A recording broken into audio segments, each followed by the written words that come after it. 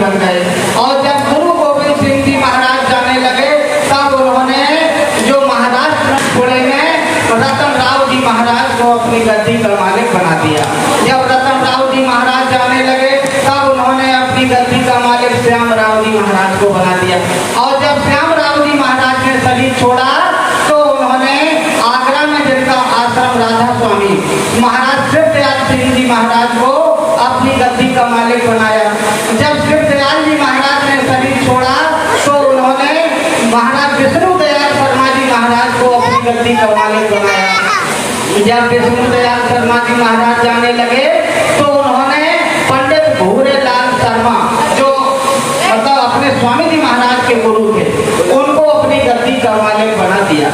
और जब पंडित भूरेलाल शर्मा जी महाराज जाने लगे तो उन्होंने अपने स्वामी जी महाराज यानी स्वामी जी महाराज उत्तराधिकारी बने। और जब स्वामी जी महाराज जाने लगे तो उन्होंने 16 मई और 2007 को अपने उत्तर प्रदेश उन्नाव में व सीरतगंज में इन महापुरुष के लिए आदेश कर दिया कि ये पहचान लो, ये वक्त ये उमाकांत तिवारी इनका ये दफ्तर 24 घंटे खुला रहता। आप जो सेवा दोगे वो मेरे पास आ जाएगी और ये पुरानों की करेंगे समान और नए को देंगे नामदान। ये 2007 में 16 मई वसीरतगंज उन्नाव में कहा था। जिन प्रेमियों को शंका हो अभी हम पत्रिका आपको दिखा देंगे तब आप लोग विश्वास करेगा। जब प्रेमियों महात्मा महापुरुष जाते हैं तो अपनी गद्दी का मालिक बना करके जाते हैं, लेकिन हम लोग भ्रमवश भूलवश हम लोग नहीं समझ पाते। कोई ना कोई ऐसा कारण रहा, लेकिन प्रेमियों अब आपको खुले मन से बताया जा रहा एक महापुरुष के लिए उत्तराधिकारी बना दिया। अगर आपको इनकी समर्था पर विश्वास ना हो तो प्रेमियों सबसे पहले लेना परीक्षा, और जब ये परीक्षा में खड़े उतरे तब आप मान लेना ये जय गुरुदेव नाम भगवान का और इन महापुरुष में शक्ति है, वो वक्त के साथ सदगुरु है, तब आप मानना, ऐसे मत मानना। प्रेमियों स्वामी जी महाराज के जाने के बाद इन महापुरुष की हमने एक बार नहीं 50 बार परीक्षा लिया और इसी चक्कर में हमारा कई वर्ष बर्बाद हो गया। जब हमको पता चल गया ये महापुरुष पूरे हैं तब हम इनके अनुयायी और तब हम इनके चरणों के अनुरागी बने। तो प्रेमियों ये तो बात हुई स्वामी जी महाराज के वंशावली, मैंने आपको बता दिया।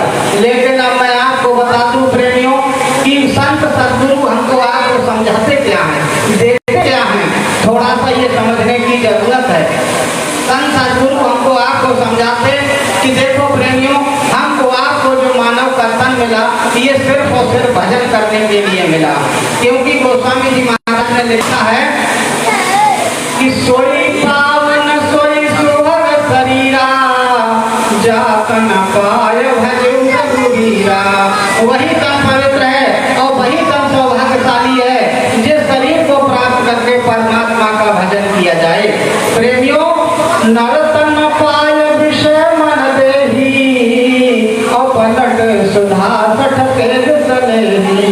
नर्तन को प्राप्त करके अगर किसी ने इस मनो शरीर के श्वासों को विषय विकारों में लगा दिया और प्रेमियों उसकी मनो शरीर की श्वासें पूरी हो गई तो लिखा कि ताही कबहु भंग है न कोई गुंजा ग्रह परसमन कोई। फिर इस मनो शरीर के लिए कभी कोई भला नहीं कर सकता। फिर वो लोग ऐसे पछताएंगे कि जिस प्रकार से पारसमणि को खो करके और बदले में उन्होंने गुंजा मानी भूमची को प्राप्त कर लिया हो। इसलिए प्रेमियों हम और आप इस मनो शरीर की कदर करो कि सद्गुरु करण धार दृढ़नावा और दुर्लभ साज सुपन। अर्थात सद्गुरु जो होते हैं वो वक्त के कर्णधार होते हैं। जिस प्रकार से मल्लाह नाव से करके पार लगा देता, ठीक इसी प्रकार से जीवात्मा के लिए वक्त के सद्गुरु इस भवसागर रूपी नदी से खींच करके और पार लगा देते हैं। इसलिए हमको आपको जरूरत वक्त के सद्गुरु की, लेकिन प्रेमियों हम लोगों ने समझा नहीं और हमारा बहुत लंबा समय बर्बाद हो गया। तो प्रेमियों हम आपको बता दें कि एक बार महात्मा कबीर साहब जी महाराज जा रहे थे तो रास्ते में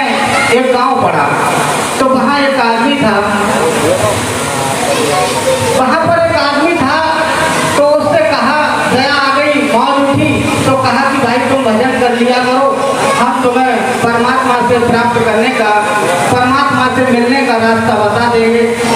तो प्रेमियों उस आदमी का जवाब था कि अभी हम चाहते हैं कि खूब पढ़ लिख लें और पढ़ लिखने के बाद फिर हमारी शादी हो जाए, तब हम भजन करेंगे। तो कहा कि ठीक है, कोई बात नहीं। कुछ समय के बाद साहब कबीर पहुँचे तो उनकी पढ़ाई पूरी हो गई, उनको नौकरी मिल गई। तो कहा कि अब आप ऐसा करो, भजन कर लो। तो कहा कि हमारी इच्छा है कि अब हमारी शादी हो जाए और शादी होने के बाद हम भजन करेंगे। कहा ठीक है। कुछ समय के बाद गए, उसकी शादी भी हो गई। तो कहा कि अब आप नाम ले लो और भजन कर लो। तो फिर आदमी बोला कि हमारी इच्छा है कि हमारे बच्चे हो जाएं और तब हम भजन करेंगे। प्रेमियों कुछ समय के बाद गए तो उनकी शादी हो गई, उनके बच्चे हो गए। फिर कहा कि अब तो भजन कर लो। तो कहा कि हमारी इच्छा है कि हमारे बच्चे भी पढ़ लिख जाए। तो कहा ठीक है। अब उनके बच्चे से पढ़ने लगे। जब बच्चे सब सयाने हो गए तो कहा कि अब आप नाम ले लो और भजन करने लगो। तो प्रेमियों फिर आदमी बोला कि हमारी इच्छा है कि हम अपने बच्चों की शादी कर लें। प्रेमियों अपने बच्चों की शादी भी कर लिया और शादी करने के बाद फिर कबीर साहब पहुंचे तो कहा कि अब तो भजन कर लो। तो कहा कि हमारी इच्छा है कि हमारे बच्चों की शादी हो जाए और बच्चों की शादी हो गई। फिर पहुंचे तो फिर कहा कि अब हमारे बच्चों के बच्चे हो जाएं। प्रेमियों कुल मिलाकर के इस प्रकार से वो टालते चले गए। जब कबीर साहब वहाँ बहुत लंबे समय के बाद पहुंचे तो प्रेमियों को इंसान वहाँ नहीं था। तो पूछा कि यहाँ आदमी रहता था, वो कहाँ चला गया? तो कहा कि उसका तो शुद्धि, संस्कार और चश्मा, तेल भी सब हो गया। प्रेमियों साहब कबीर ने अपनी दिव्य दृष्टि से देखा तो उसकी हर समय उसका मन, तन, धन सब कुछ उनकी गाय में रखा रहता था। उनकी एक गाय थी और उस गाय के लिए बच्चे सुनते नहीं थे, भूखी प्यासी गाय बंधी रहती थी। तो प्रेमियों जिस समय पर वो आदमी मरा तो जहाँ आशा तहाँ बासा, इस सूत्र के अनुसार उनकी जीवात्मा को, वो गाय गाभिन थी, उस गाभिन गाय के गर्भ में उसकी जीवात्मा को प्रवेश कर दिया। जब गाय बिहानी तो बछड़ा बन गया। अब प्रेमियों जब बछड़ा बन गए तो साहब कबीर ने अपनी कबीर दोहावली में लिखा, बीजक में लिखा कि बैल बने हल में जुते, बैल बने हल में जुते ले गाड़ी में दी और तेली के कोलू जुते पुण्य कसाई ली, मांस कटा बोटी बिकी चमड़न मड़ी नकार और कुछ कर्म बाकी रहे देश पर पड़ती मार। प्रेमियों बीजक में इसके अर्थ को कोई समझ नहीं पाएगा कि बैल बने, पहले से समझाते चले आए, अंत में 84 चले गए और 84 जाने के बाद बैल बन गए और बैल बनने के बाद प्रेमियों किसान ने उसको जोता। किसान के मतलब के नहीं रहे तो उन्होंने तेली को दे दिया और तेली के मतलब के नहीं रहे तो उन्होंने कसाई को बेच दिया। और कसाई क्या करता है कि मांस कटा बोटी बिकी और चमड़न मड़ी नकार और कुछ कर्म बाकी रहे किस पर पड़ती मार। प्रेमियों मांस के बावजूद बेचने के बाद जो खाद बच जाती है उससे ढोल बन लिया जाता और ढोल की पिटाई त्योहार पे, होली पे देखी होगी, लोग दारू पी करके करते हैं। प्रेमियों उस पर भी तो मार पड़ती है। कहने का मतलब यह है हमारा बहुत बेशकीमती समय बर्बाद हो गया।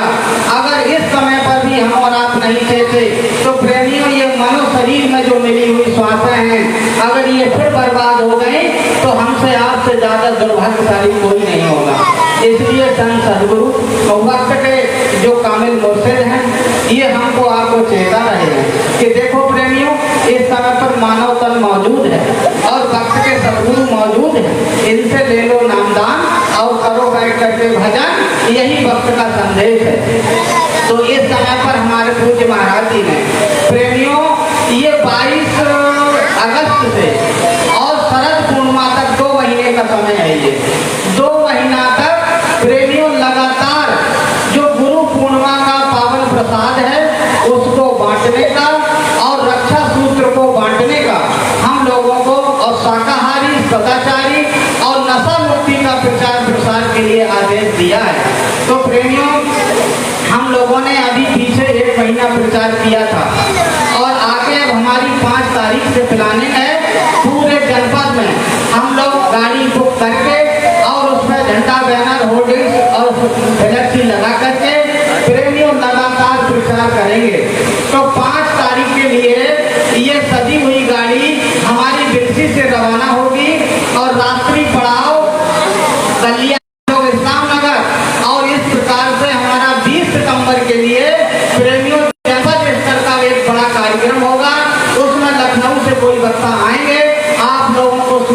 मिलती रहेंगी। आप लोग सूचना से अवगत हो करके जहाँ जहाँ रात्रि पड़ाव रहें आपके नजदीक पड़े आप वहाँ पहुँचिएगा और इस प्रचार प्रसार में बढ़ चढ़ करके तन की मन की धन की सेवाएं आप लोग लगाओ। बहुत बड़ा काम होने जा रहा है। अगर वक्त खराब नहीं होता तो परम पूज्य महाराज जी अति दया करके 24 जुलाई से कंटिन्यू ये आदेश नहीं करते कि आप लोग इस समय पर प्रचार प्रसार करो और लोगों को बचा लो, क्योंकि अभी समय है बचना चाहो और फिर मत कहना हमें बचाओ। कहीं ना कहीं वक्त खराब है।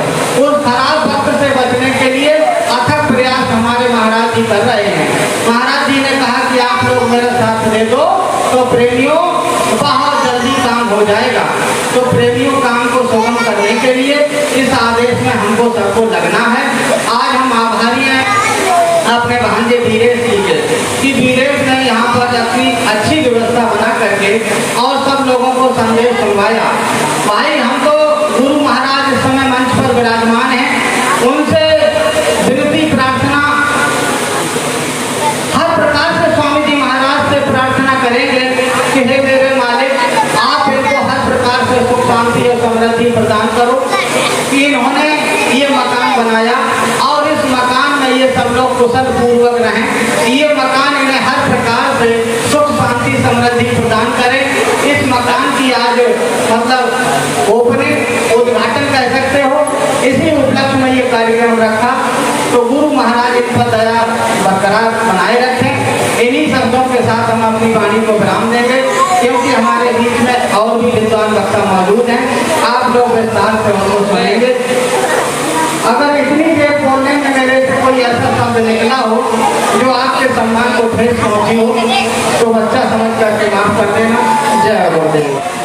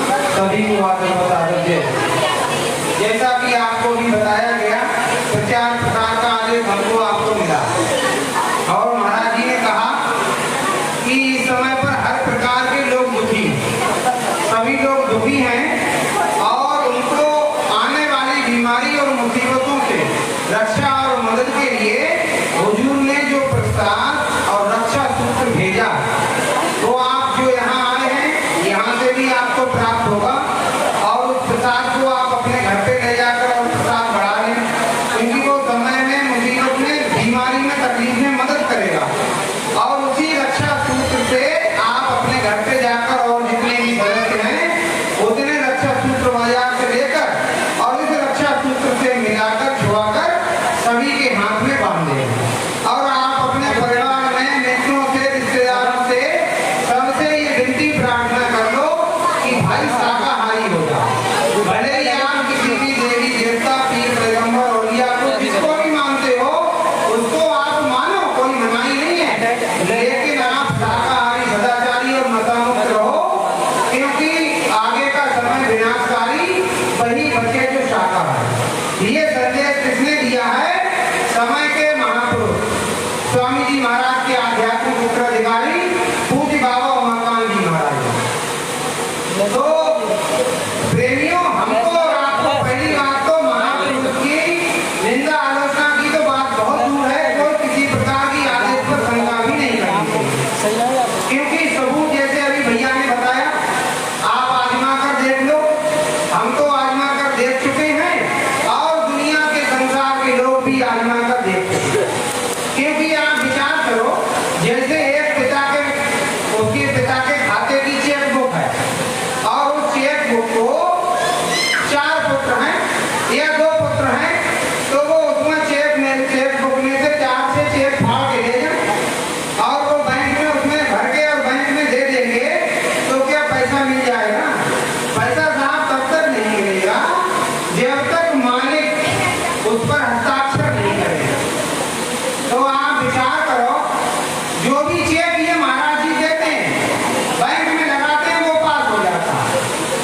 हुजूर ने परिवर्तनकारी भंडारा करवाया था। उसी वक्त नोट का परिवर्तन हुआ और कई परिवर्तन देखने को मिले और रहस्यमय भंडारा कराया हुजूर ने। तो उस वक्त तमाम जो लोग जमीन के नीचे रहते थे उन तक के रहस्य खुल गए। तो दूसरी बात साबित हुई और हुजूर ने अनोखा बात से भंडारा करवाया। तो ऐसे ऐसे अनोखे कार्य देखने को मिले जो कभी लोग सोच भी नहीं सकते थे कि पहाड़ों का रेत की तरह ढहना झुकना। तो ये ऐसे तमाम ऐसे अद्भुत कार्य अनोखे कार्य देखने को मिले। और साहब उसके बाद 2019 में यही महापुरुष बाबा उमाकांत जी महाराज उसी चीन के वुहान शहर में गए जिस वुहान शहर से बीमारियां फैली। तो साहब उसी वुहान शहर में जाकर समय के महापुरुष ने संदेशा दिया कि हाथ जोड़कर बिना हमारी हो जाओ तो शाकाहारी। कुदरत है नाराज खड़ी आगे तबाही बड़ी।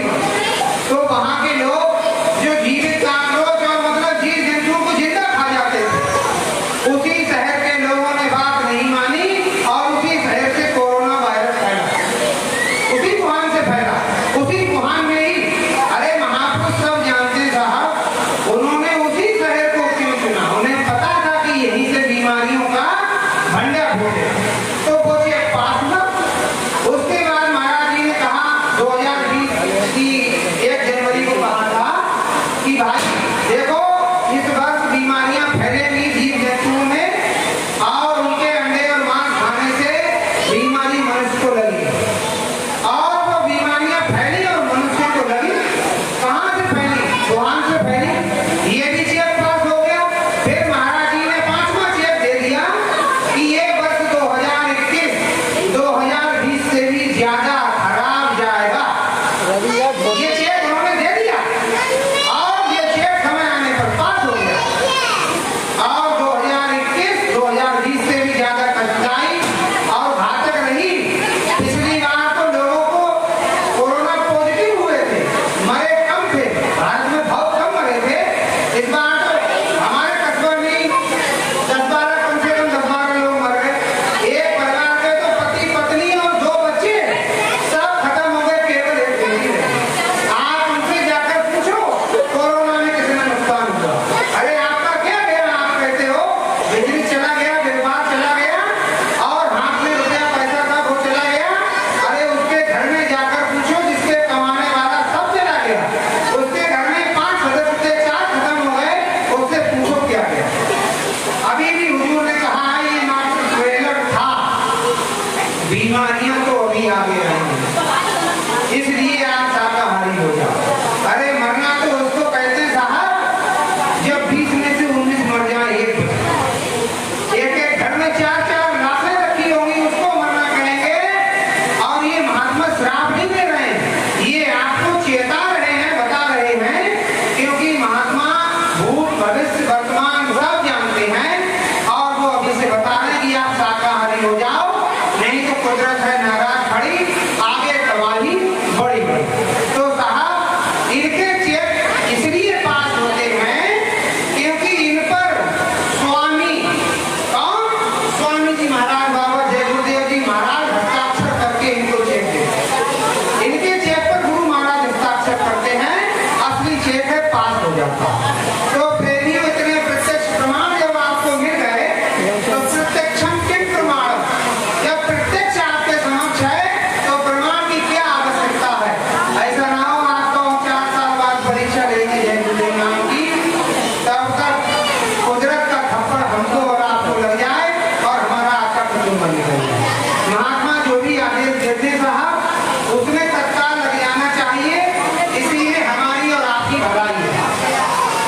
देखो एक शिष्या गई, बड़े घर की बेटी अपने गुरु के दर्शन के लिए गई और जब उसने दर्शन किए गुरु ने आशीर्वाद दिया और साथ में आदेश दिया कि बच्ची ये सेवा कर लो, 4 ईंट इधर से उठाकर इधर रख दो। तो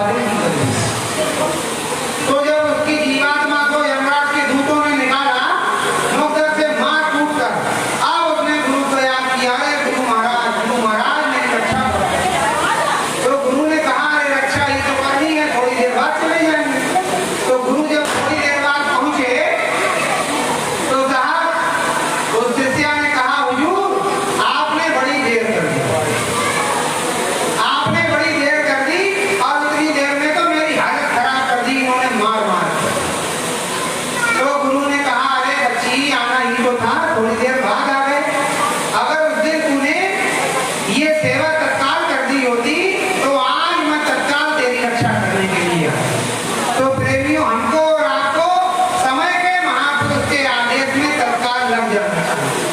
स्वामी जी महाराज ने भविष्यवाणी करी थी 18 दिसंबर 1988 को मथुरा आश्रम से कि ये जो नामदान अभी जो इसकी निंदा आलोचना करेगा उसको 400 मील 500 मील दौड़ करके जाना पड़ेगा। आज प्रेमियों को 400 मील 500 मील दौड़ करके जाना पड़ रहा है क्योंकि स्वामी जी महाराज की भविष्यवाणी थी। तो प्रेमियों, हम और आप बहुत ही जल्दी एक पिता से उसके पुत्र ने पूछा कि पिताजी आप ये बताओ हम तेजी से कैसे आगे बढ़ेंगे, ये कोई युक्ति बताओ। तो उस पिता ने कहा बेटा जो सबसे तेज चलता हो उसका साथ करो तो मंजिल पर जल्दी पहुंचोगे और समय से पहुंच जाओगे।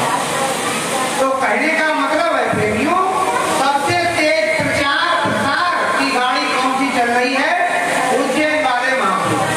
तो आप निसंकोच इनके साथ लग जाओ क्योंकि स्वामी जी महाराज ने कहा था इनको देखो, ये उमाकांत तिवारी दिल्ली, हरियाणा, मध्य प्रदेश, उत्तर प्रदेश आदि प्रांतों का दौरा करते हैं और इनकी आज तक कोई शिकायत नहीं है। तो जिनमें स्वामी जी महाराज को कोई शिकायत नहीं मिली प्रेमियों, उनमें शिकायत ढूंढने का अधिकार हमको और आपको नहीं है। और ये कौन सा रास्ता देते हैं? जीवात्मा से परमात्मा से मिलन का, जो रास्ता स्वामी जी महाराज ने दिया। अरे इस रास्ते को किसने बताया? स्वामी जी महाराज ने बताया। कोई कहता था कि जीवात्मा मुंह में है, कोई कहता था जीवात्मा हृदय में है, कोई कहीं बताता था, लेकिन हमारे स्वामी जी महाराज परम पूज्य बाबा जगदेव जी महाराज ने कहा जीवात्मा यहाँ पर बैठी है जहाँ पर देवियां बिंदी लगाती हैं और भाई लोग तिलक और टीका लगाते हैं। आप विचार करो भाई, जीवात्मा का मुकाम ऊपर की तरफ है, नीचे की तरफ नहीं है। तभी तो गुरु महाराज ने कहा कि बच्चा ऊपर ऊंचा ध्यान दो। अरे हम और आप विचार करो, एक संसार की बात है, कोई जब टीका लगाता है तो ऊपर से नीचे को लगाता है या नीचे से ऊपर को लगाता है? ऐसे करके यूं लगाता है। वो एक संकेत होता है कि जीवात्मा का निशाना ऊपर की तरफ है, इसका भी लोक है ऊपर की तरफ है, तो यहाँ से ऊपर को खींचा जाता है। और वो दूसरा भी वो सम्मान के लिए कपड़ा नहीं होता है तो सिर पर हाथ रख लेता है। यही तो गुरु महाराज ने कहा कि बच्चा जहाँ भी जाओ, अरे देवियों और पुरुषों, सिर को ढककर रखो। सिर को ढककर रखने से मस्तिष्क बुद्धि कंट्रोल में रहती है, गुरु महाराज ने कहा। तो आप विचार करो, हमको और आपको नीचे की तरफ नहीं ऊपर की तरफ। अरे बड़ा भव्य महल बना है, अच्छा भवन बना है रहने के लिए, किसको? इस शरीर को रहने के लिए। इसका आज मुहूर्त है और आज से ही इस घर के जो भी स्वामी और इस घर के सदस्य हैं, आप ध्यान से सुनो। आप सबसे हाथ जोड़कर विनती प्रार्थना है, आपके शरीर के रहने के लिए बहुत अच्छा भवन बना है और हम ऊपर जाकर देख भी आए, बहुत अच्छा मार्बल टाइल बढ़िया करके लगा है। अब आप अपनी जीवात्मा का मकान बनाने की भी फिक्र करो और आज से आप संकल्प लो, सभी परिवार के सदस्य और सभी जय गुरुदेव वाले, आप गुलाबी वाले, सफेद वाले, मथुरा वाले, उज्जैन वाले, सभी आज इस बात का संकल्प लो कि जीवात्मा को जिस घर में जाना है उस घर को बनाने की तैयारी आज से ही कम से कम 24 घंटे में 2 घंटा सुमरन ध्यान भजन करेंगे। ये सुमरन ध्यान भजन क्या है? आप समझ लो, आप अपने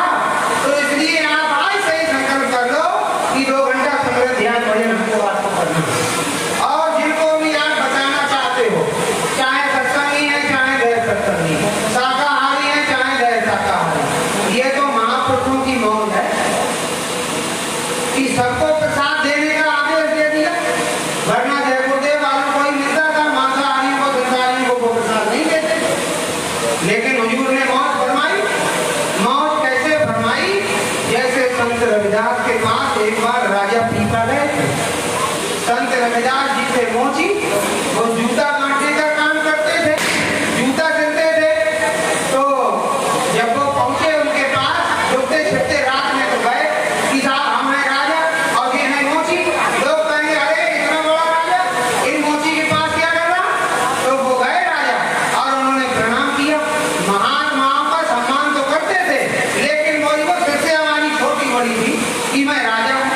जब वो गए संत रविदास जी ने उनका संस्कार करने के तौर पर उनको उसी चमड़े के, जिसमें चमड़ा भीगता था कटोरी में, उसी में से जल दे दिया। उन्होंने ऐसे लिया और वो भावना आ गई राजा शाही वाली कि मैं राजा, मैंने बताओ इन्होंने उसी चमड़ा भीग रहा है, वो उसी चमड़े का जूता बनाते हैं, उसी चमड़े का पानी उनको दे दिया। अब मैं कैसे पीऊं। अब महात्मा के सामने मना तो कर नहीं सकते थे। महात्मा ने तो बुलाया नहीं था, वो खुद गए थे अपने स्वार्थ के लिए, कल्याण के लिए। तो उन्होंने ऐसे करके और ऐसे अपने पिया तो नहीं, बहाना कर दिया, उसमें सब कॉलर में अपने कपड़े में पानी सब छुपा दिया। अब देखा दाग पड़ गया, जल्दी से पहुंचे महल में और नौकर को दे दिया कपड़ा कि इसको ले जाओ, जल्दी धोबी के यहाँ ले आओ और बढ़िया करके इसको साफ कर दे। ये कपड़ा हमारा किसी कपड़े से छू ना जाए, ये अपवित्र हो गया, ये चमड़े का पानी है। अब वो कपड़ा जब धोबी के घर गया, धोबी ने अपनी बेटी को दे दिया और उस बेटी ने जब दाग नहीं छूटा तो उसको मुंह से छुटाने की कोशिश की, मुंह से दाग को छुटाने की कोशिश की। वो रस अंदर चला गया, रस जब अंदर गया तो जीवात्मा का जो मैं था कर्म कर गया, वो छुट गया, साफ हो गया। उसकी जीवात्मा ऊपर के मंडलों की सैर करने लगी। अब तो उसका साफ बड़ा होगा, लोग जाते, लोगों को कल्याण होता और वो दुआ देती तो लोगों को लाभ होता। तो राजा तक बात पहुंची। राजा ने कहा दे तो थे मोची, अब ये है कन्या है, देवी है, चलो इसके पास चला जाए। राजा उसके पास पहुंचे, जैसे ही उसका चरण स्पर्श करने के लिए झुके, वो लड़की हाथ जोड़कर वो खड़ी हो गई। कहा अरे राजन, ये आप क्या कर रहे हो। अरे आपकी ही दया आशीर्वाद से ये हमारे लिए इतना कुछ मिला है दौलत।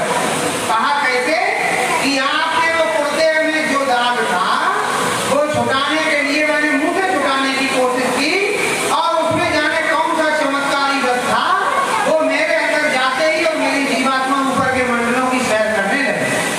अब तो राजा के होश उड़ गए। राजा फिर भूल गया कि मैं राजा मोहन को मोची। दिन में ही नंगे पांव दौड़ पड़े रविदास जी की तरफ और गए कि अरे महात्मा हमसे गलती हो गई। क्या कि हुजूर आपने जो दुआ दया का प्रसाद दिया था वो हमने पिया नहीं था, आपको धोखा दिया, वो हमने अपने कपड़े में लौट दिया था। कहा कि अब कि हुजूर एक बार प्रसाद और दे दो। कहा कि बच्चे वो तो मौज थी, वो मौज थी उस समय पर, और तुझ पर दया की गई, तूने दया को फैला दिया, फेंक दिया। अब तो तू रास्ता ले और अब तुझको मेहनत करके कमाई करनी पड़ेगी। उस समय तुझको फ्री में मिल रहा था। तो साहब जैसे राजा पीपा पड़ता है, ऐसे ही हमको आपको न पछताना पड़े।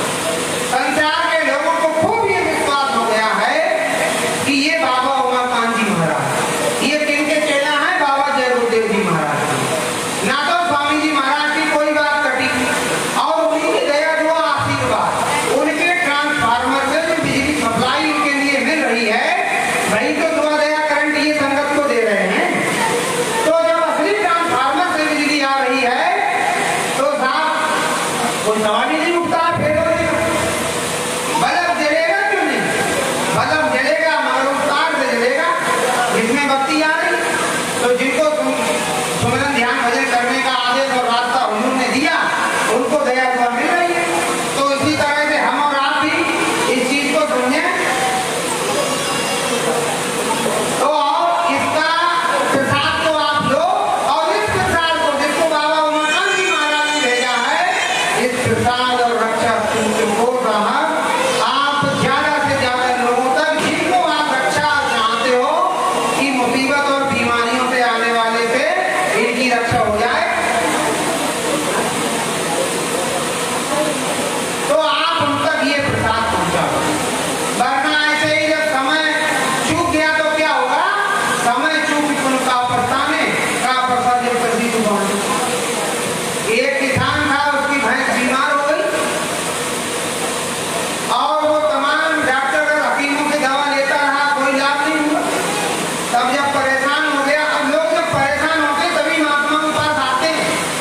जो हंसी खुशी से नहीं आते वो तंग होकर आते हैं। तो लोगों ने बताया, बुजुर्गों ने, ऐसा करो कि महात्माओं के पास हर समस्या का समाधान है, हर एक समस्या का। तो अच्छा कहा कि ये तेरी भैंस की तो कोई औकात नहीं है, बड़ी बड़ी समस्याओं का समाधान है महात्माओं के पास। तो वो किसान गया महात्मा के पास, कहा कि हुजूर हम बहुत परेशान हो गए, अब हमको कोई युक्ति बताओ, ऐसे ऐसे हमारी भैंस बीमार है। तो महात्मा जी ने चूरन दे दिया और कहा कि अपनी भैंस को खिला दें। कहा कि हुजूर वो कुछ खाती ही नहीं है, कि आटा में मिला के खिला दें, कि वो आटा रोज कुछ नहीं खाती है, कि कैसे खिलाएं। तो महात्मा के पास तो योजनाएं और युक्तियां बहुत होती हैं। तो उन्होंने कहा कि एक पाइप लेना, जैसे माता चूल्हा फूकती है, फूकनी होती है, उसको बताया कि इसके एक सिरे पर चूरन रखना, दूसरे सिरे से तुम फूक मार देना, इसका एक सिरा रखना भैंस के मुंह में और दूसरे सिरे पर चूरन रख के फूक मार देना, और चूरन भैंस के पेट में चला जाएगा, दवाई चली जाएगी अंदर, तो लाभ करेगी। जब अंदर जाएगी दवा तो लाभ करेगी। तो साहब उन्होंने ऐसा करने गए, लेकिन उन्हें थोड़ी देर हो गई। जैसे प्रेमी कहते हैं, अरे कर लेंगे, सुबह का भोजन छूट गया, शाम को कर लेंगे, शाम को भोजन किया और घर सो गए, भोजन छूट गया। तो ऐसे ही उन्होंने रखा, कौन सी धुना भी नहीं, उनका मन चला गया। मन तो साफ भरमाता, लड़ाई झगड़े कराता, काम खराब करवाता, वो भी अभी किस्सा आगे बताएंगे दुकान। तो कहने का मतलब उन्होंने एक सिरा रखा भैंस के मुंह में, दूसरे सिरे पर चूरन रखा, अपना मुंह उस पर लगा पाए, कहाँ मन चला गया फूंक मारने में। थोड़ी देर हो गई, तब तक भैंस ने फूंक मार दी, चूरन भैंस की जगह उन्हीं के पेट में चला गया। तो कहने का मतलब एक पद की देर भी महात्माओं के आदेश में उल्टा प्रभाव कर देती। हम और आप प्रचार कर रहे थे, कलयुग जाएगा, सतयुग आएगा, आओ सतयुग महाराज आपका हार्दिक स्वागत है। सुमरन ध्यान भजन कुछ नहीं करना है, नाम धर्म शाकाहारी का प्रचार कुछ नहीं करना है, आओ सतयुग महाराज आपका स्वागत है। सतयुग महाराज ऐसे थोड़ी कर रहे हैं। गुरु महाराज ने कहा, जब जब युग परिवर्तन हुआ है और लोगों ने समय के महापुरुषों की बात नहीं मानी है, तो लोग मरे बहुत। भगवान राम ने समझाने के लिए इनको भेजा था। अरे विभीषण ने भी समझाया, अंगद भी समझाने के लिए गए, नहीं माने, क्या हुआ? 1,00,000 सवालक नाती तारावल हट दिया, दिया जलाने वाला नहीं बचा। कौन बचे? जो भगवान की शरण में आ गए, विभीषण बचे। फिर भगवान कृष्ण ने बहुत समझाया कौरवों को कि अरे 5 गांव भी दे दो पांडवों को, अरे तुम्हारे भाई हैं। तो उन्होंने कहा कि साहब हम आपकी बात नहीं मानेंगे, हम तो श्री की नौक बराबर नहीं देंगे। तो क्या हुआ? यदा यदा हि धर्मस्य ग्लानिर्भवति भारत अभ्युत्थानं धर्मस्य तदात्मानं सृजाम्यहम्। श्रीमद् भागवत गीता के 4वें अध्याय में लिखा, जब जब धर्म की हानि होती है, नीच अभिमानी और अधम बढ़ते हैं, तब तब धर्म प्रभु मनुष्य शरीरा हरे कृपा ने जो सज्जन किया। सज्जनों को जब दुर्जन सताते हैं तो क्या होता है? प्रभु धर्म की स्थापना करने के लिए किसी न किसी को भेजते हैं, कोई ना कोई शक्ति आती। और उस समय नहीं माना महापुरुष की बात को, और कितने अरबों करोड़ों लोग मर गए, जो भी सेनाएं लड़ने आई सब मर गई। और अब साहब फिर परिवर्तन का समय हो। तो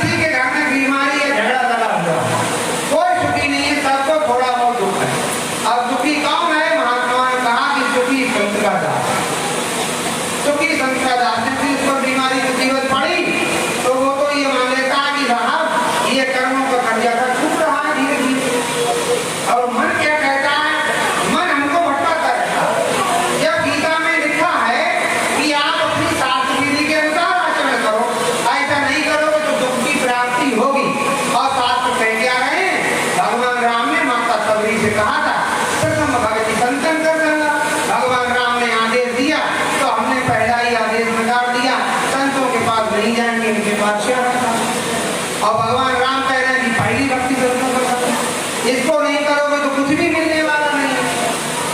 तो साहब हमने और आपने ये सब क्यों छोड़ा? क्योंकि मन के कहे जो चलते हैं वो दुख ही दुख है पाते हैं। माया के बस में जो है वो भोर न रखती है। मन तो कहता है कि मैं तमाम तरह के जो खेल दिखाऊंगा बस तुम मेरे साथ बनी, और मन करवाता है जीवात्मा वो भुगतती है। अरे शरीर तो छूट जाता है लेकिन जीवात्मा नरक और 84 का चक्कर लगाती है।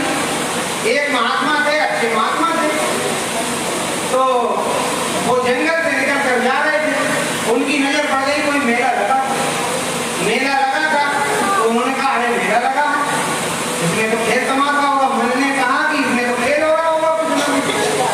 तो मन ने कहा कि चलो आज मेला में खेल देखेंगे। तो महात्मा ने अपने मन को समझाया कि अरे क्या खेल देखेगा, यहाँ क्या खेल होगा। मन ने कहा अरे चलो तो खेल दिखाएंगे हम तुम्हें। तो महात्मा जी ने कहा चल तेरी बात मानते भाई खेल दिखा। महात्मा जी मेले में आए, दुकान लगी थी।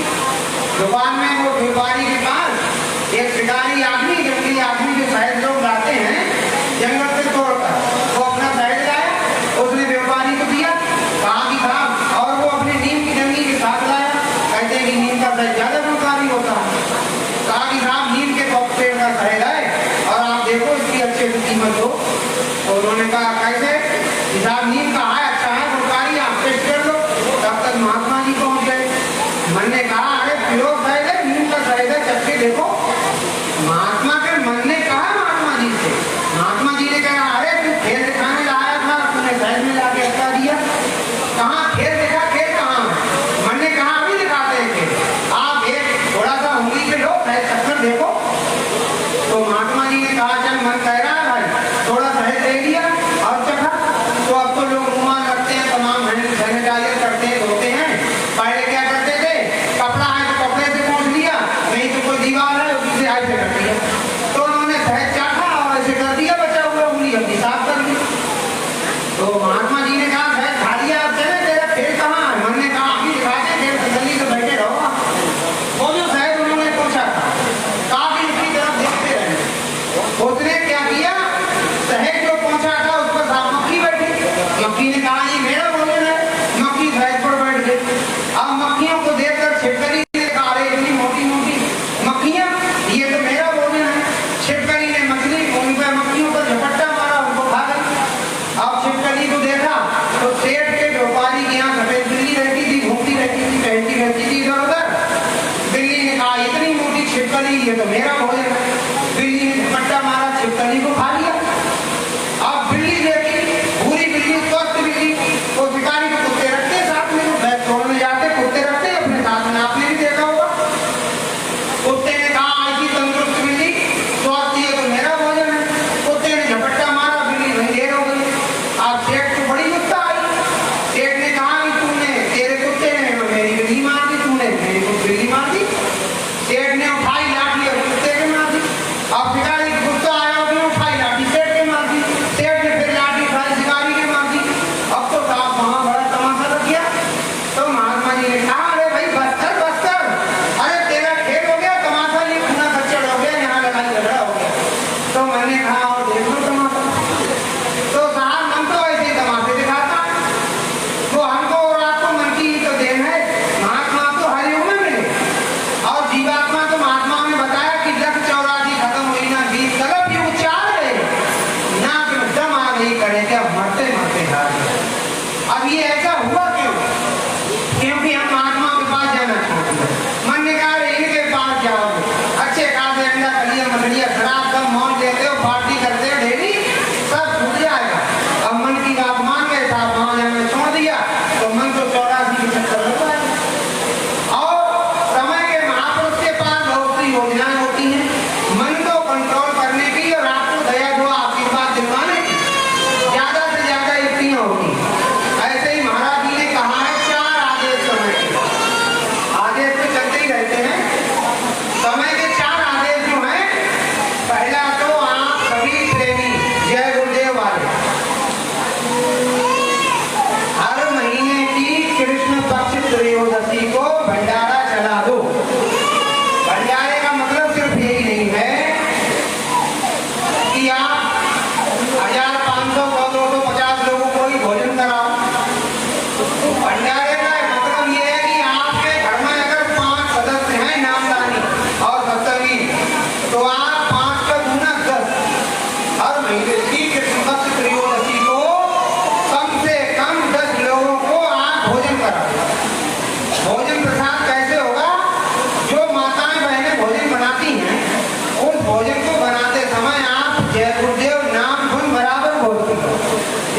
भी सत्संग शुरू होने से पहले, ध्यान करने से पहले 1 घंटा नाम लेंगे।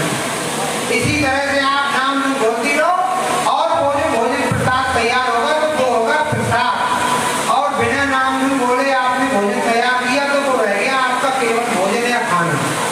तो आप नाम छोड़कर भोजन बनाएं तो प्रसाद बनेगा। और उस प्रसाद को जब आप लोगों को देंगे तो उनको सद्बुद्धि आएगी, क्योंकि प्रसाद को खाने से सद्बुद्धि आती है। जय गुरुदेव नाम आपने जो बोला वो उसमें समाहित हो गया। और जब हम मेहनत मशक्कत की कमाई से आप खिलाएंगे तो आप किसी को खिलाने से कम थोड़ा ही है। दान करने से धन घटता नहीं है। कहा है महात्माओं ने कि पानी वाले नाव में घर में बाड़े दान, दोनों हाथ लीजिए यही सयानों का। जब आप उपयोग हो तो चला दो। और महात्मा जब दया करते हैं तो भिखारियों का भी भंडारा चलवा देते हैं। एक वृत्तांत है कि एक भिखारी था और वो तंग आ गया था अपनी गरीबी के, मोहताजी के जीवन से। तो उसको एक बार एक नारद जी मिल गए। नारद जी का मतलब जिनकी जीवात्मा ऊपर के मंडलों में आती जाती हो, मतलब साधक। तो उन्होंने नारद जी से कहा कि आप ये बताओ अभी हमारे जीवन के कितने दिन थे। तो नारद जी ने कहा कि अभी तुम्हारे प्रारब्ध में 5 किलो आटा बचा। जब 5 किलो आटा तुम मांग के खर्च कर लोगे, खा लोगे, तब तुम्हारा शरीर छूट जाएगा। इतना ही है तुम्हारे प्रारब्ध में। तो उस भिखारी ने सोचा कि उन्होंने एक ही दिन में 5 किलो आटा मांग लिया। उसने 5 किलो आटा मांग के लाया और शाम को 5 किलो के अपने टिक्कर बना के रख लिया। 2 रोटी खाने वाला आदमी 5 किलो कहाँ तक खाए? उसको 2 टिक्कर खा मिले, बाकी के उसने सब गरीबों में और भिखारियों में, भूखों में दान कर दिए, बांट दिए। और बड़ी प्रसन्नता के साथ सो गया।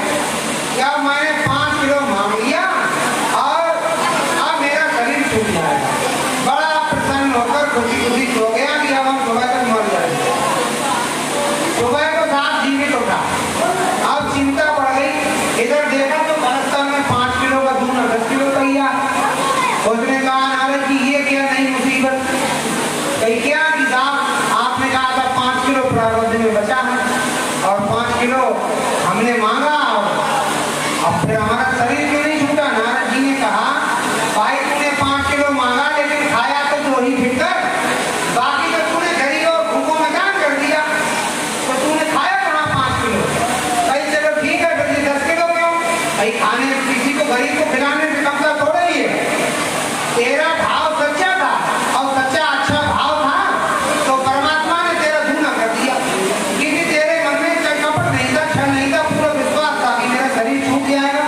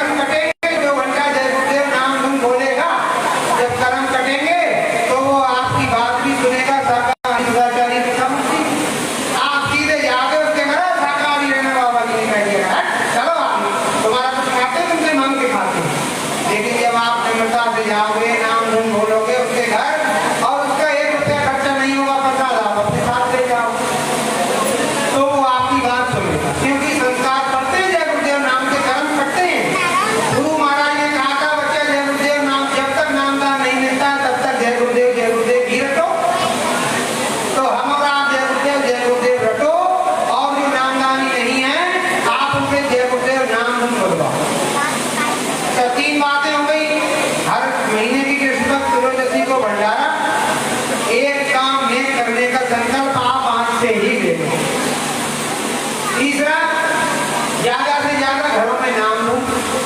और चौथा, उसी के साथ में आप ये प्रसाद वितरण कर दो, क्योंकि महात्मा की मौज है वही संत रविदास जी की तरह कि सब तक पहुंचा दो। अब तो ये भी नहीं पूछ रहे कि शाकाहारी की मांसाहारी हो, कि भाई प्रार्थना करे कि शाकाहारी रहो।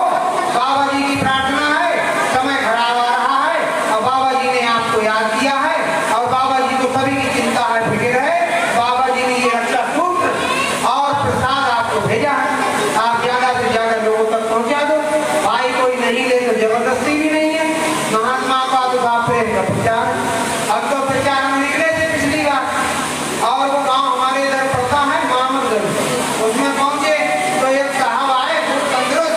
बोले क्या कर रहे हैं? हम साहब समय के महापुरुष का पैगाम है वो आप तक पहुंचाने आए। अरे धुन मचा के रख दिया, बंद कर दे। हमने साहब बंद कर दी, हमारा क्या जाता है?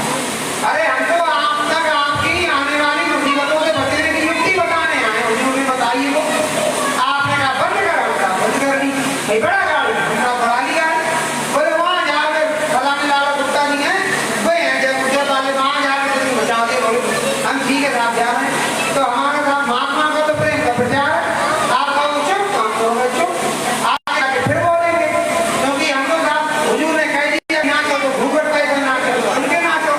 आप गाली दो ना मारो, क्या धक्का देके भगा दो, हम दूसरे दरवाजे पहुंच जाएंगे। भिखारी का काम क्या है? इस दरवाजे गए, खटखटाया, घरे चल, रोज आ जाता। तो चले गए साहब, दूसरे दरवाजे खटखटाया। तो हम तो भिखारी हैं और भी किस चीज की मांग रहे हैं कि सभी के लिए सुख मिल जाए, ये भी परमात्मा से मांग रहे हैं। संसार के लोगों से तो कोई पैसा टका मांगते नहीं। अपना डीजल, अपना वाहन, अपना खर्चा, अपना पेशाब लेकर चलते हैं। तो भाई भीख आपके लिए क्यों मांग रहे हैं? अगर आप कहोगे कि तुम्हें क्या फिक्र है हमारी, तो हुजूर ने कहा कि दिल में हमारे दर्द है तुम्हारा, दिल में हमारे दर्द है तुम्हारा, सुनते तो जाओ संदेशा हमारा, कहें जय गुरुदेव पुकार जमाना बदलेगा। अरे जो फटी फुटी से बदलेंगे ठोकर तंग बदल जाएगा। अभी जब कोरोना लगा तो हमारे यहाँ देखने में आया, जो कसाई जाते थे मुर्गा लेकर, वो पहले बेचते हैं 50 रुपए किलो, 10 रुपए किलो, 5 रुपए किलो, 10 रुपया मुर्गा। 10 रुपया मुर्गा नहीं बिका तो फेंक आए। फ्री में लोगों ने मुर्गा नहीं खाया, क्योंकि इसमें कोरोना है।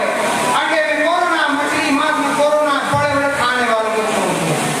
जो बृहस्पति मंगल सावन नौ दुर्गा माँ कुछ नहीं छोड़ते थे, वो छूते जाएंगे इसमें कोरोना। तो साहब महात्मा को पहले से कहना है इसमें बीमारी। अरे साहब कुरान शरीफ में लिखा है कि अगर मुनकर भाई ना सही अगर भाई, गाय चौपाइयों का सरदार है, गाय की इज्जत मोहम्मद साहब ने कहा है, नबी ने कहा गाय की इज्जत करो। गाय के मांस में बीमारी है, गाय के गोश्त में बीमारी है और उसका दूध घी मक्खन ये दवाई है, अमृत शिफा। अब जब आप गाय का मांस खाओगे तो बीमारी तो लगेगी, क्योंकि आपके नबी ने कहा, उस समय के पैगंबर ने कहा था कि गाय के गोश्त में बीमारी। और महापुरुषों की और पैगंबर और की जब बात को लोग नहीं मानते हैं तो ऐसी बीमारियां थी। तो कहने का मतलब ये है कि आप प्रेम का प्रचार और प्रेम से करें और सामने यह काम को किसी से करना नहीं। तो यही है साहब, हाथ जोड़कर विनय हमारी, हो जाओ सब शाकाहारी। गुरु महाराज का आदेश, और गुरु महाराज को पहले भी दुख होता था और आज भी दुख होता है। परिवार जब टूटता है, परिवार क्या है? हमारी संस्कृति है। आप लोग बहुत वार्तालाप करते हैं। हमारी संस्कृति है, महाउपनिषद के 4वें अध्याय का 71वां श्लोक है कि वसुधैव कुटुंबकम, उदार चरिता नाम तु वसुधैव कुटुंबकम, अहम निजा परो व्यक्ति। ये मेरा है, ये मेरा व्यक्ति है, ये मेरा बंधु है और ये मेरा बंधु नहीं। ये तो छोटी सोच वालों की बात है, लेकिन उदार चरित्र वाले, जो लोग उदार चरित्र वाले होते हैं, तो कहा उदार चरिता नाम तो वसुधैव कुटुंबकम। उदार चरित्र वालों के लिए पूरी वसुधा, पूरी पृथ्वी एक परिवार। तो ये हमारा आपका एक परिवार है, और परिवार जब टूटता है तो मुखिया को तो साफ कष्ट देता है। गुरु महाराज ने इस बगिया को, इस परिवार को सींचा है, बनाया है अपने खून और पसीने से। और गुरु महाराज को तब भी कष्ट होता था कि ये बच्चा अपनी मुसीबत बीमारी लेकर आते हैं और उनकी मदद कर दी जाती है, फिर भी ये भजन नहीं करते।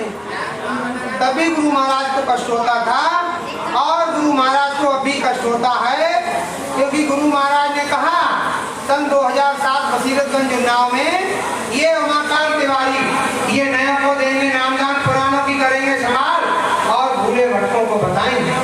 तो गुरु महाराज को आज भी कष्ट होता है कि मैं कहता था तब भी बच्चे भजन नहीं करते थे, और अब जिसको बता दिया बताने के लिए उसकी भी बात नहीं मानते हैं, और तब भी गुरु महाराज को कष्ट होता है।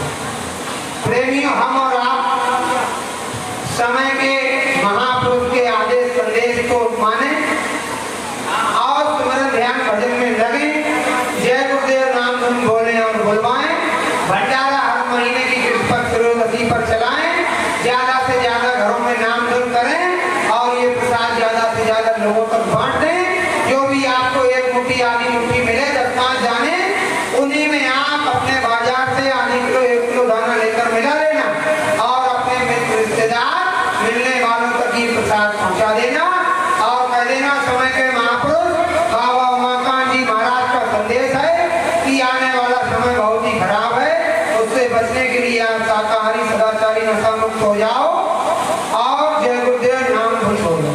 विश्वास करो, जय गुरुदेव नाम खुदा गौर परमात्मा का ही है। कोई भी शाकाहारी सदाचारी नशा मुक्त व्यक्ति मुसीबत के समय में जय गुरुदेव नाम से मंत्र ले सकता है। बाबा उमाकांत जी महाराज का कहना है शाकाहारी है, और इसी के साथ बाबा जी की अर्जी है, आगे आपकी मर्जी है। गुरु महाराज इनको चेक देते हैं साइन करके और ये संगत में दे देते हैं, बढ़ा देते हैं और चेक पास हो जाता है। असली साइन है, इसीलिए चेक पास हो जाता है। हुजूर कह रहे हैं बीमारियां आ रही हैं तो आप इनके आदेश का पालन करो, और हमारे बोलने में कोई त्रुटि हुई है था तो हम कोई वक्ता तो है नहीं, हम तो आपके बच्चे हैं, आपके भाई हैं। अगर हमसे कोई गलती हुई है तो हम आपके चरणों में अपना मस्तक रखकर क्षमा मांगते हैं, हमें क्षमा करना। फेसबुक पर देख लो कैसे, फेसबुक पर देखो तो चल कैसे, फेसबुक पर देखो।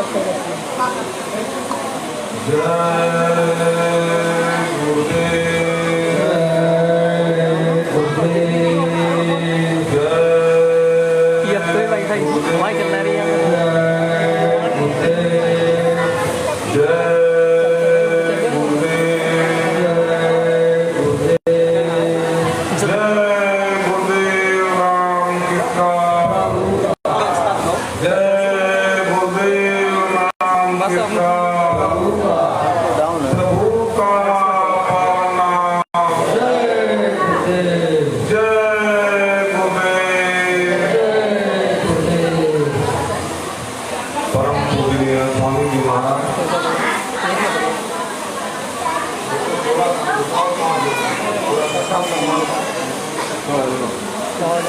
परम पूज्य स्वामी महाराज समय महापुरुष धरती के 7-8 गुरु महाराज के आध्यात्मिक उत्तराधिकारी परम पूज्य महाराज जी और इस सत्संग चर्चा में भाग ले रहे सम्मानित सत्संगी प्रेमी भाई बहनों, सम्मानित सभी नगर निवासियों, मिला होगा कि मेरे प्रजापति का सत्संग होना, ये सत्संग क्या चीज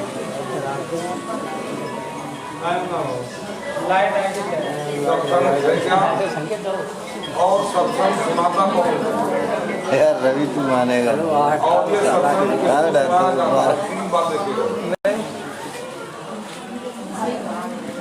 उसे चलने से किताब पढ़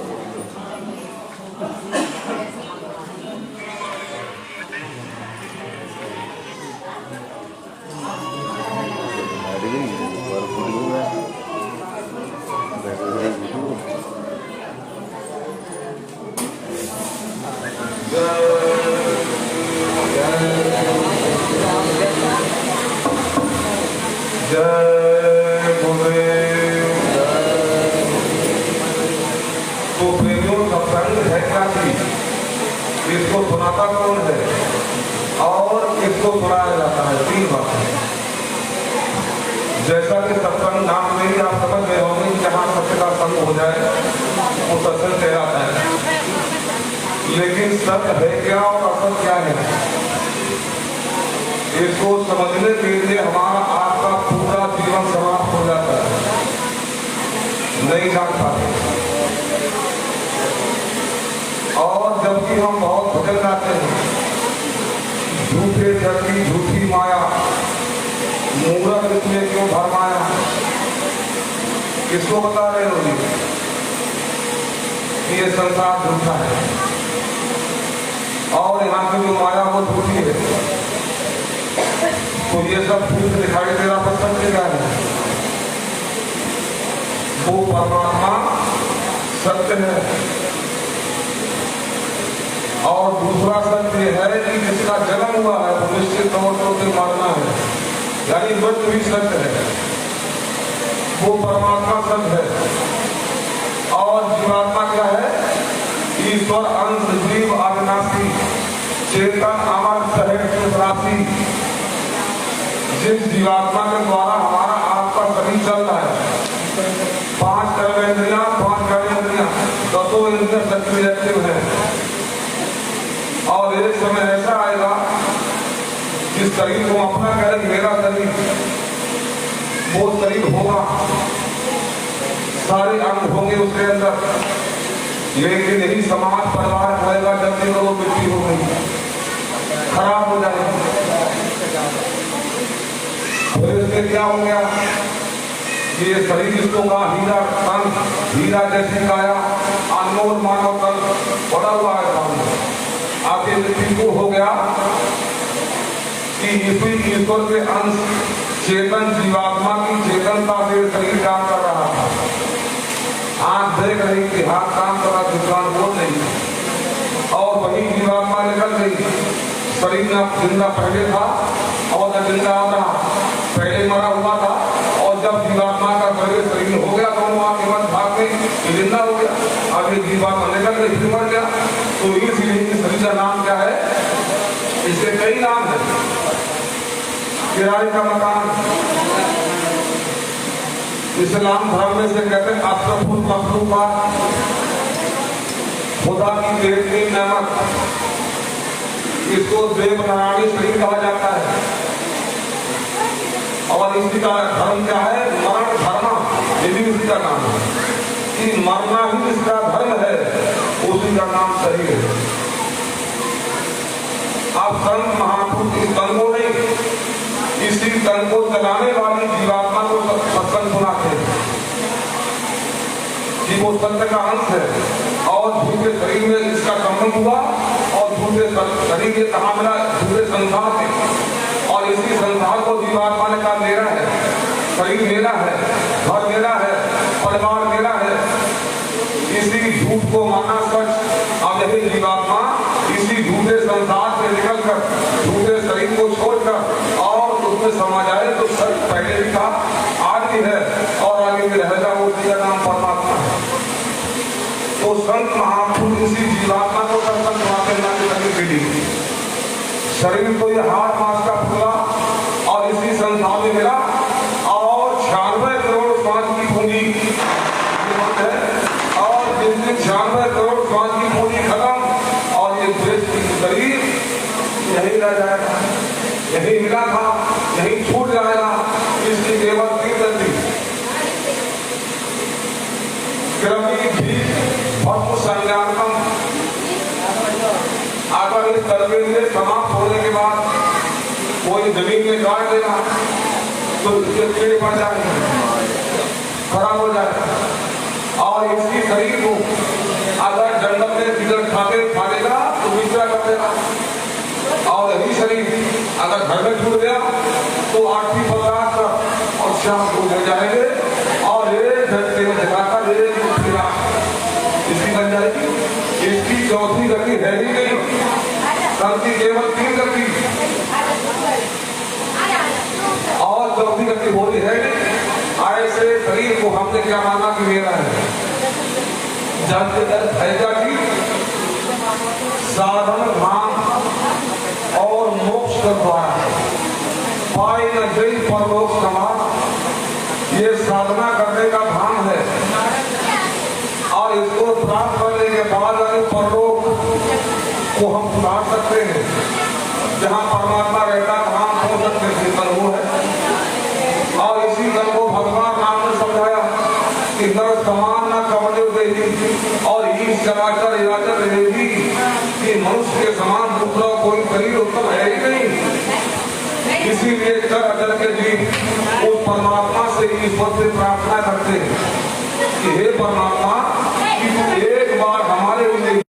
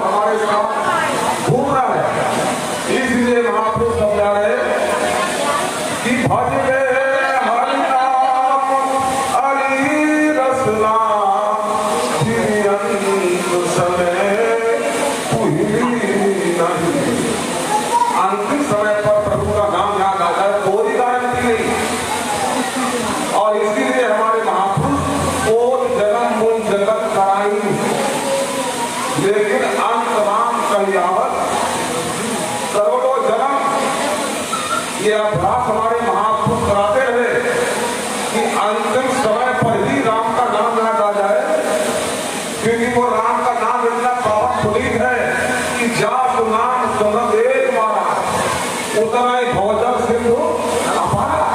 अगर पूरे जीवन में अगर ये जीवात्मा एक बार प्रभु के नाम का स्मरण कर जाए तो यात्रा होता पार हो जाएगा। एक बार सुना लेकिन हो नहीं पाता। इसीलिए महापुरुष समझाते हैं कि लक्ष्य भरम कर और फल पर क्यों आए, आपकी पासा ना पड़ा तो फिर 84 जाए कि हम और आप 84 लाख योनि और इसकी 4 खान अंदर पिंडल ऊपर अठावर इन सब में भरने के बाद और जन्म भय नींद पकड़ना और जन्म भय नींद तुरंगा करोड़ों बार मनुष्य बनने का नंबर आया ही नहीं। पशु पक्षी हाथी गधा घोड़ा ये सब बनते रहे।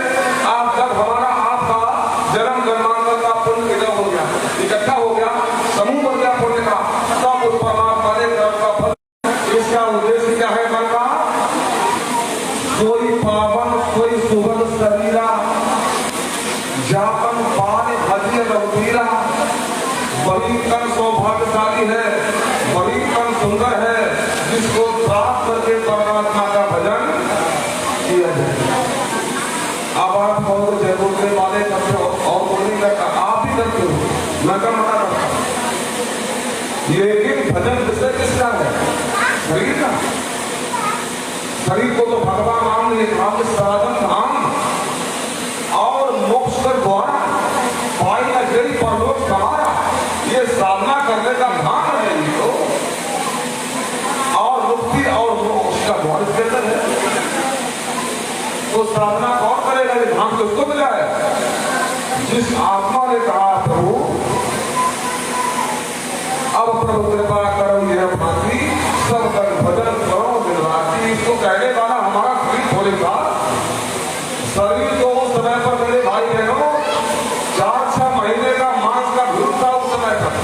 और जब इसमें 4 महीने के बाद भी जब जीवात्मा को प्रवेश कराया दोनों वाक्य मत भाग जिसे कहते आज्ञा चक्र, ये कंठ चक्र, ये हृदय चक्र, ये नाभि चक्र और ये इंद्रिय चक्र और गदा चक्र, ये 6 चक्र हमारे बिल्कुल तो है। तो छठे चक्र पर स्वयं जीवात्मा विराजमान है और यहीं से जीवात्मा का प्रकाश फिर करने आता है। उसी जीवात्मा को समझाने वहां ये तन आपको ऐसे नहीं मिला। जब 84 भरत कर फर्क क्यों हुआ है?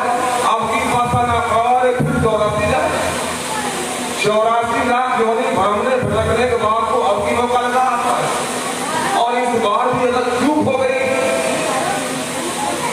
क्या चुप हो जाएगी जो हमारे भी भाइयों ने बोला था कि न कर पाए विषय मंदे ही पर सुना करते जिसने और बोले कि ये कल पाकर भी अगर इसको विषय वर्तमान में विषय विकारों में लगाए गए तो कहा ऐसे मनुष्य को कोई भला नहीं कहता है, कोई भला नहीं कहता है। और ऐसे मनुष्य के लिए राम ने कहा प्रभु राम ने नहीं कहा पानी तो भद्र दुख पावे सिर्फ भगवत पड़ता है और काले कर्म की लगाए प्रभु राम की भवसागर करने जाए ये कल पाकर भी अगर भवसागर पार नहीं कर पाया मनुष्य तो ऐसा मनुष्य काले कर्म की सुरहे मिथ्या बोध लगाए परमात्मा को दोष लगाता है कि हे भगवान मुझे समय नहीं मिला, कोई बताने वाला नहीं मिला, बोलता भजन गाते रहे कोई संत महात्मा सन्यासी भैरव जाए हमें और खत लिखूं भगवान तुम्हें जब तेरा पता बतलाए मुझे। ये भजन तो गाते रहे लेकिन महात्मा समझाते रहे कि मुझको कहाँ ढूंढे बंदे, मैं तो तेरे पास में ना तीर्थ में ना मूर्त में ना काबा कैलाश में, मुझे कहाँ ढूंढे बंदे, मैं तो तेरे पास में और खोजी हो मिल जाऊं एक पल की खोजी वाला भी तो खोजी को मिलता है परमात्मा समझाते मिलेगा खोज तो सही खोज नहीं दिया खोज से घट में कहाँ खोज रहे हो बाहर, हमने कहाँ खोजा। अक्सर एक और कहता है लोग बड़े देवी को नहीं मानते, देवता को नहीं मानते, संगत जी को नहीं मानते, गणेश जी को नहीं मानते, गणेश जी को नहीं, सबको मानते भैया और खाली मानते नहीं है, हम ये भी मानते हैं कि अगर धर्म का दर्शन धर्म का साक्षात्कार रत्नाकर जैसे व्यक्ति को हो सकता है जीते जी तो हमारे लिए भी आपके लिए हो सकता है, हम ये भी मानते हैं। अगर माता सबरी को भगवान राम का दर्शन हो सकता है सबरी को अपने गुरु के आश्रम पर तो है जय गुरुदेव वाले ये बिल्कुल मानते हैं कि हम आपको दर्शन हो सकता है। और जब गोस्वामी जी महाराज बोली जब महाराज दास जी मिल गए तो उनसे नामदास दीक्षा लेकर जब गोस्वामी जी महाराज ने साधना की और साधना का अनुभव देखा उन्होंने रामायण में कि मूंदेव नयन दुश्मन देव कुंज सुवत चौधनपुर देव मोह किलोक राम मुस्काई वैसा देव मखमानी अद्भुतता लोक अनेका अतना अनुग्रह लेगा कोटि ब्रह्मा कोटि खगेशा कोटि पवन गौरी बड़ा लंबा समझाने के लिए अनुभव किया गोस्वामी जी।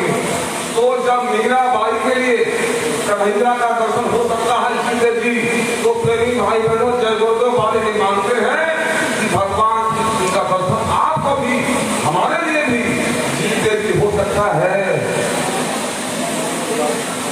हम तो ये भी मानते हैं। और प्रेमियों समय थोड़ा कम है, अगर ये श्वासों के बारे में आप जान जाते श्वास का मतलब क्या है। परमात्मा ने 96 करोड़ श्वास हमारे लिए भी है, आपको भी दिए और वो 96 करोड़ श्वास जिस दिन शरीर से समाप्त हो गई फिर आप चाहे कितने विद्वान सही, कितनी ऊंचे परिवार के सही, आप कितने ऊंचे पदवी पर सही और चाहे आप घर में है चाहे खेत में है चाहे पेड़ में है चाहे मोटर गाड़ी में एक भी श्वास आपको उधार मिलने वाली नहीं है, शरीर जलान से गिर जाता है।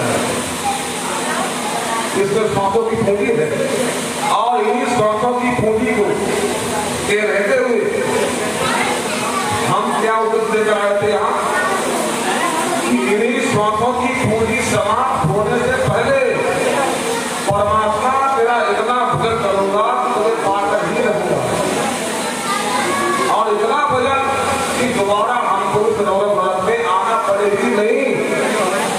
ये एक रात प्रेमी हम आप माँ के घर नीचे सिर था ऊपर के लिए पैर था और उसी वादे को आकर यहाँ बुला दिया जो भजन का वादा मिला तो भूल गए। अब कौन सा क्या भजन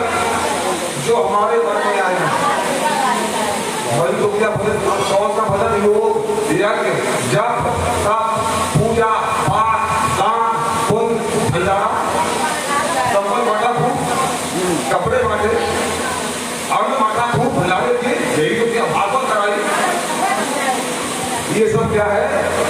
ये अपराध नहीं है, ये धार्मिक करनी है, सुवर्ण है, करो। किसने मना कर दिया? करो, लेकिन ये भजन है। आप ये सारे दान पुण्य के सभी काम आपने कायदे के सभी से जो करें आप, अगर मंदिर में गए सही से, प्रणाम किया सही से, दान किया सही से, पुण्य किया सही से किया, और इसी सही से चोरी, डकैती, कत्ल, अपहरण, बलात्कार, व्यभिचार भी गंदे तो होता है। इसे क्या मान गया? अगर धार्मिक काम आप भजन हो गया, और ये काम क्या मानोगे? कर्म, वो सुकर्म था, और ये सुकर्म है, अमानवीय कर्म है, वो क्या? आप देखो, अगर ये शुभ कर्म भी अगर हम निष्काम भाव से करते हैं, तब भी गरीमत, तब भी देवी देवताओं में इतनी क्षमता है कि हमको किसी महात्मा से मिला देती, ये दया कर देती। क्योंकि लिखा हुआ है कि राम कृपा भगेशा जीवन पीड़ित करने से लिखा हुआ है। और ये भी लिखा हुआ है कि संत विशुद्ध मुने विनय देही राम कृपा करे शिकवन तेही। जब राम कृपा करते हैं तब संत मिल जाते, तो राम के मंत्र में जब यही मानते तो संत मिल जाए, नहीं हो पाया। आप मांगा क्या आपने? जो भक्ति हम आपने करी, तो एक लोटा जल, लोटा चिट्ठी का जल समुद्र में, आप देवी जी क्या बता रहे हैं? स्रोत को बदलो, गंगा जल पानी सफेद झूठ, बात में गिर कहा तो क्या बता रहे हो देवी को? जगत जननी है, जगत माता है, वो जानते नहीं है क्या है? आप गए हे देवी मैया दया करना, भोलेनाथ कृपा करना, क्या कृपा करना? ओम जय जगदीश हरे, भक्त जनों के संकट क्षण में दूर करे, जो ध्यावे फल पावे, दुख फिर से मन का, सुख संपत्ति भर आवे, कष्ट के तन का। और मिले नाम में कोई बात नहीं, मुक्ति मोक्ष कोई तो नाम है, सुख और संपत्ति दिया जाएगा। अरे उसी आती और एक लाइन आती है, जरा उसको करते, श्रद्धा भक्ति बढ़ाओ, संतन की सेवा, ये भी उसी लाइन में आती है। अब उसकी जगह पर संत है, संत तो बाहर ऐसा ही है। आप बता रहे हो संतों को नवरात्रि में बच्चा बोलता कि पहले संतों का संग है, हम बात जाएंगे तो मालूम क्या होगा कि जो अभी हो रहा है और जो आगे होने जा रहा है और वर्तमान में हो रहा था, उस समय के संत गोस्वामी जी को दिखाई देता था कि आगे ऐसा घोर कलयुग होगा। कलयुग उस समय नहीं था, लेकिन ऐसा घोर कलयुग आएगा कि लोग इतना मानवता से गिर जाएंगे। सुख माने कलिकार प्यार ये मन जा, नहीं छीने कट अर्जा कर जा। सुख माने मात पिता जबलो, अवलाना गीत परी कबलो, युग भाग तुम भयो तब से, ससुराल प्यारी फिर भई गई। ये गोस्वामी जी महाराज को दिखाई दे गया था आपके साथ और अभी हो रहा है। और क्या दिखाई दिया उनको? सौभाग्य बनी विभूषण हीना, विधवन के श्रृंगार नगीना। सुहागी औरतों के पास मुनफा भी साबित होगा और विधवाएं श्रृंगार करेगी। कभी देखकर शहरों में आते तो इस समय को क्यों बता दिया कि महात्मा प्रकाशदर्शी होते हैं? बोलते भाइयों नदी कि आगे समय खराब आ रहा है, बहुत महामारी से भारी आ रही है, तो ये कोई शराब फिर जाएगा। इन्होंने भी शराब नहीं दिया और धरती पर आज तक किसी महात्मा ने भी शराब नहीं दिया, क्योंकि लेकिन महात्मा दयालु होते हैं और उनको भविष्य में दिखाई पड़ता खराब समय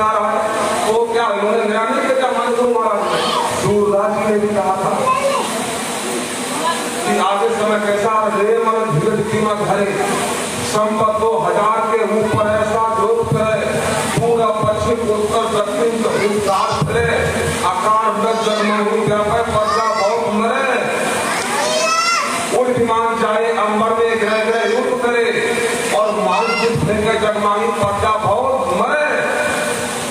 सूरदास हरि ये लीला चाली नान करे, और काल जाल की बड़ी बच्चे हरि का ध्यान है।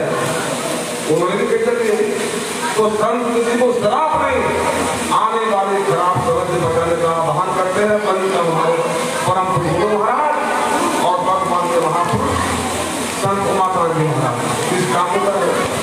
और गुरु भाई बहनों, बहुत लंबा नहीं बोलना है, हम और आप इस मिशन को आगे बढ़ा कैसे पाना है। बहुत साल हो गए क्या अब और रहेगा, कितना और रहेगा, केवल एक सिद्धांत बनानी थी, जैसा कि परम मुकद्दर बना दिया। और ये सिद्धांत बनाने को कुछ करना नहीं पड़ेगा हमारे लिए, केवल संकल्प करना पड़ेगा हमारे लिए। जैसा पवन पुत्र हनुमान जी, जब राम और हनुमान जी की मित्रता हुई तो हनुमान जी का संकल्प हुआ था, राम काज किए बिना मोह कहाँ विश्राम। ये संकल्प किया हनुमान जी ने, और उसी संकल्प के जब आधीन थे तो जब दुर्गा के बाहर लेकर जा रहे थे निकले ऊपर से और अपने बाण मारने के क्या बड़ा हम धोखा होगा नहीं भाई बात करके समय वाला करना। तो भरत जी ने कहा पवन पुत्र तुम मेरे बाण पर विश्राम कर दो और फिर मेरे बाण पर बैठ जाओ, मैं रामी कहा भरतलाल तुम्हारी विद्या पर तुम्हारे बाण पर मुझे भरोसा है कि आप भेजोगे वहां पर, लेकिन कहीं आपका बाण और आगे जाए तो मुझे फिर लौटना पड़ेगा। और विश्राम इसलिए नहीं करूंगा कि प्रभु राम पर मुझे संकट है, भरतलाल सैया पर लेकर जाऊंगा। संकल्प जब उन्हें मजबूत किया, समय से पहुंचकर लखनऊ को जिंदा भी कर दिया। इसी तरह से पूज्य महाराज जी ने एक संकल्प बना लिया और पहले अपने संबंध में कहा भी करते कि गौवती बंद करने का संकल्प था गुरु महाराज का। पूजनी महाराज ने कई बार कहा है कि मैं गौ हत्या को भक्त में बंद करा के ही दम दूंगा। संकल्प होता है शिष्य के लिए क्यों क्यों है कि शिष्य और गुरु का संबंध एक ऐसा आध्यात्मिक संबंध जो शिष्य के गोले टूटेगा नहीं, शिष्य के गोले टूटेगा नहीं।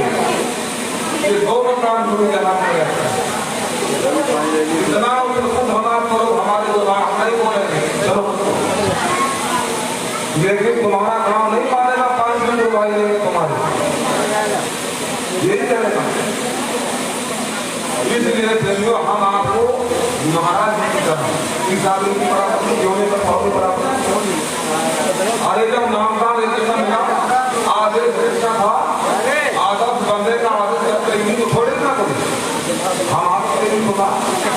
तो हम आप आदर्श बनते हुए या ऐसा नहीं करना आदर्श बनते निकलेंगे बाहर तब तक वो काम हो जाए।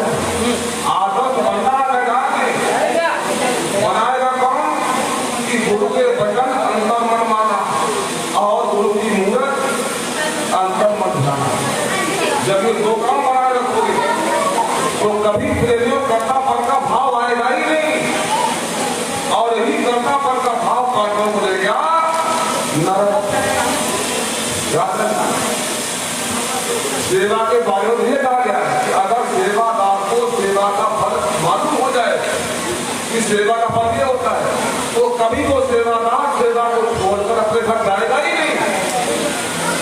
वो काम आपको दिया जाएगा कि उसका फल आपको पता चल जाए, मालूम हो जाए, घर नहीं जाओगे बात सब उल्टा हो जाए। इसलिए प्रेमियों जो हमारा आपका परमात्मा है, आध्यात्मिक दौलत है, कोई आप खाली नहीं है, सबके पास घर है, लेकिन वो है कहाँ जहाँ होना चाहिए गुरु के पास। वरना हम और आप तो बड़े बुजुर्ग अच्छी हो किसी को शराब दोगे, किसी को आशीर्वाद दोगे, कहीं चमत्कार दिखाओगे, बिल्कुल कंगाल हो जाओगे, फिर क्या ले जाओगे वहां? तो सारा धन प्रसिद्ध है। जैसे नकारा बेटे को समझदार बाप संपत्ति दे देता है, आप बेटा मैं जा रहा हूं और ये चाबी दे दी, खोल लेना, उसी का था उसी मिल गया। तो सबसे बड़ी बात यह है, हमारे अंदर एक चीज होनी चाहिए कि हमारे गुरु का जो आध्यात्मिक संदेश सबको बचाने का है, अकेले हम ही आपको नहीं, सबको बचाने का है। वो संदेश और वो विषय जन जन तक पहुंच जाए, यही हमारी आपकी सच्ची साधना होगी। और यही हमारी कि मान सम्मान से अहंकार का जन्म होता है। अहंकार तभी आता है कि हमारा मान सम्मान होने लग जाए, आएगा अहंकार। और लोभ से लोभ का खतरनाक है, लोभ से मोह पैदा होता है, चलिए हमारा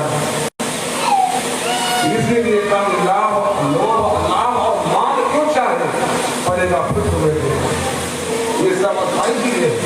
और जो हम आप सेवा कर रहे हो, भजन कर रहे हो, ये स्थायी चीज है, ये हमारी असली दौलत है, हमारा भी काम है ये। और इसी काम करने को आए थे, वही आप हमारे स्वामी के लिए काम अपना करो, चाहिए पढ़ाई का तो हमारा अपना काम हम सबके लिए करना है। और सभी भाई लोगों इतना बड़ा मिशन चल रहा आपके हृदय के अंदर, तो आपको मुट्ठी खोल कर इसमें सेवा करना है। जिनके पास समय है, नंबर 1 की सेवा, और जिनके पास धन है, नंबर 2 की सेवा, वो द्वंद्व का सेवा है। समझ दे रहा है, वो अपना कल भी मन भी धन सब दे रहा है। तो जिसके पास जैसा आप लोग करो, अब साथ ही कहाँ तक करें, मन गलत बेईमान कि अभी 1 महीना पहले सेवा अच्छी की, अभी फिर अभी आपने कहा भाषा बोलना कर, आवाज यात्रा बोलना कर, ये कब तक करें, मन करेगा नहीं, सब कहता भी है। लेकिन प्रेमियों, धन की भी 3 ही गति होती है। सबसे उत्तम गति है दान। अगर हमारा कमाया हुआ धंधा एक बड़ा हिस्सा दान हो जाए, जो प्रथम गति है। और दूसरी गति है भोग, कि हमारा धन है, हमने कमाया है और इसको हम अपने उपयोग मकान में लगाएंगे, तन पर खर्च करेंगे, बढ़िया कपड़ा बनाएंगे, बढ़िया ये है उपयोग। आप अगर ये दोनों काम नहीं कर पाए, दान भी नहीं, भोग भी नहीं, तो तीसरी गति है नाश। धन की तीसरी गति में नाश होता है। फिर उसी घर में ऐसा कोई धुंधकारी पैदा हो जाता है। फिर जिस घर में तुमने मंदिर बनवाया, पूजा करने का स्थान था, अब वो उसी घर में अंडे फोड़ेगा, वो करके जाम चलाएगा, मित्रों को बैठाएगा, और तुम्हारा कमाया हुआ ही धन बर्बाद कर देगा। ये तीसरी गति है धन की। इसलिए महापुरुष हमारा आपका भला चाहते हैं। गुरु का भूखा तेरे धन का, उनका धन है नाम भगत का, और तेरा उपकार करावे, भूखे प्यासे को खिलवावे। ये जो हमारा धन है, 10वां इसका गुरु का इसकी शुद्ध कमाई में होता है। कमाई बहुत तरह की होती है, विलेज का कमाई नंबर 2 की कमाई उसमें नहीं, नंबर 2 की कमाई में नहीं हिस्सा होता है गुरु का। 1 नंबर की हक हलाल की कमाई में 10वां हिस्सा गुरु का होता है। और उसके बरकत होती है। आप अगर सेवा करते समय हमें घमंड का क्या जा रहे, हमने दिया कि बजाय दिया, कराया सब गया, जब आया अहंकार, क्या दोगे तुम? एक सोहरलाल नाम के से हुए सिद्ध राजस्थान में, सोहरलाल कुत्तर बहुत नामी गिरामी थे वो, और उनका नियम था कि सुबह से लेकर शाम तक दान करते थे, पैसे का, अनाज का, वस्त्र का। लेकिन उनका तरीका बड़ा निराला का दान करने का, या तक खड़ा है सामने, वक्त मांग रहा उठाया, उसको देते